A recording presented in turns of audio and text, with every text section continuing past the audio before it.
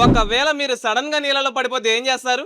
అంటే అది మీలో చాలా మంది వరకు ఈత కొడతాంలే అంటారు. మరి ఈత రానుడి పరిస్థితి ఏంటి? అందుకే నేను మీకు ఇప్పుడు ఈత ఎలా కొట్టాలో నేర్పిస్తా. అదే ఎలా కొట్టాలో చూపిస్తా. చూసి బాగా నేర్చుకోండి. ఫస్ట్ మీరు నీళ్ళలో పడ్డ వెంటనే పానిక్ అవ్వకండి. మీరు ఎంత ఎక్కువ పానిక్ అయితే అంత లోపలికి మునిగిపోతారు. మన ప్రపంచంలో రోజుకి 650 మంది కంటే ఎక్కువ ఇలా నీళ్ళలో పడి పానిక్ అవ్వడం వల్ల చనిపోతున్నారు. అందుకే మీరు డీప్ వాటర్ లో ఉన్నప్పుడు మీ చేతుల్ని ఇలా ముందుకి వెనక్కి మూవ్ చేసి కాళ్ళను కూడా సేమ్ అలానే మూవ్ చేయండి. ఇలా చేయడం వల్ల మీరు నీళ్ళలో మునిగిపోకుండా ఉంటారు. అండ్ మీరు హెల్ప్ కోసం ఎవరినైనా పిలవడానికి టైం దొరుకుతుంది. ఇలా చేస్తూనే నెమ్మదిగా ఊపిరి తీసుకోండి. ఒకవేళ మీరు సముద్రంలో లేరు, ఏదో లోతు తక్కువ స్విమ్మింగ్ పూల్ లో ఉన్నారనుకోండి, ఇది ఇంకా ఈజీ. ఎలానో చెప్తే వినండి. మీరు స్విమ్మింగ్ పూల్ లో ఉన్నప్పుడు ఏమీ చేయకుండా చిన్నగా పూల్ కిందికి వెళ్లి అక్కడ నుంచి మళ్ళీ గట్టిగా జంప్ చేసి పైకి రావడానికి ట్రై చేసి హెల్ప్ కోసం పిలవండి. నాకు తెలుసు మీకు వీటిలో ఒక్కటి కూడా గుర్తుండదని. అందుకే నీళ్ళలోకి దూకే ముందే ట్యూబ్ వేసుకొని దూకండి. ఏదో మీరు పెద్ద హీరో అవ్వాల్సిన అవసరం లేదు అండ్ మీరు ఇంకొకటి హీరో చేయాల్సిన అవసరం కూడా లేదు. సరేనా?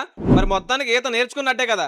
మరి ఇంకేం లేటు, ఇప్పుడే సబ్స్క్రైబ్ చేసుకోండి. వాళ్ళకి చెప్పడం కాదు, ముందు నీకు వచ్చే ఈత. అంటే అమ్మా అది నాకు రాదమ్మా ఈత కొట్టడం.